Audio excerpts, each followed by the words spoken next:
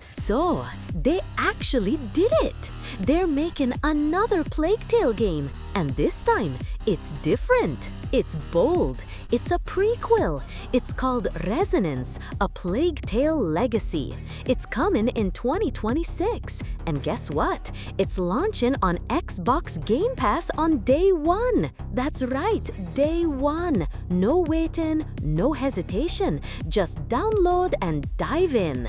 But hold on, let's stop and ask the question everyone's thinking. Where's Amicia? Where's Hugo? Where's the dark magic, the rats, the sadness we know? They're not here.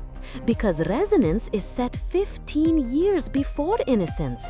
This isn't Amicia's story. It's not Hugo's. It's not even about the Darun family.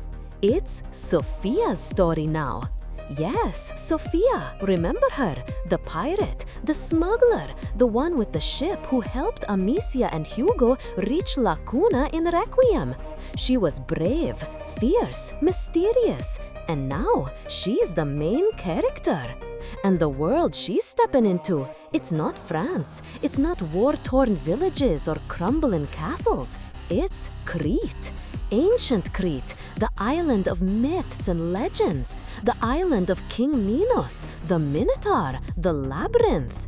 Yes, you heard that right. Resonance might be bringing Greek mythology into the Plague Tale world. That's a huge shift, a dangerous one, but maybe, just maybe, it's what the series needs. Because let's be honest, Requiem was heavy, beautiful, yes, but dark, sad, tragic. It broke our hearts and then stomped on the pieces. And after that ending, after Hugo's fate, it was hard to imagine where the story could go next. So what do you do when the future is broken? You go back. You tell the story of where it all began. And now, we're going to explore that legacy, the roots, the curse, the history behind the magic.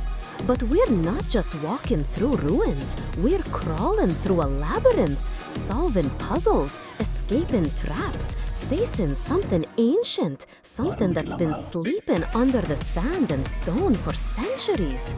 The trailer showed Sophia walking through corridors of twisting rock, strange symbols on the walls, echoes in the dark, a puzzle-heavy focus, and no sign of rats, at least not yet.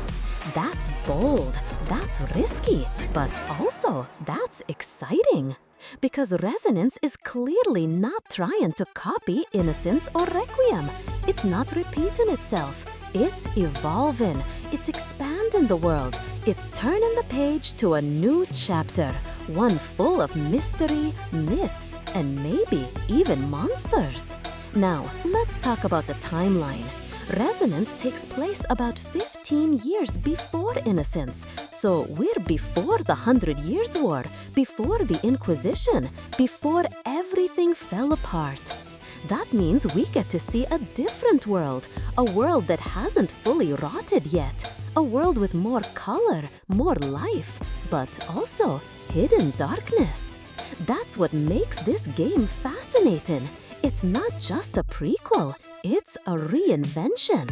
And let's not forget the power of Game Pass here. Launching on day one means more people will try it. Players who've never touched a Plague Tale game might dive in, and this could be their first experience with the series. That puts a lot of pressure on Asobo Studio. They have to deliver. And we know they can, because Innocence was their first big original IP after years of help in other studios, and it blew us away. The stealth, the tension, the voice acting, the bond between siblings, it was unforgettable. Then came Requiem, bigger, bolder, more emotional, and it earned its place among the best story-driven games in recent years. Now with Resonance, they're taking all of that and going somewhere new. New story, new location, new heroine.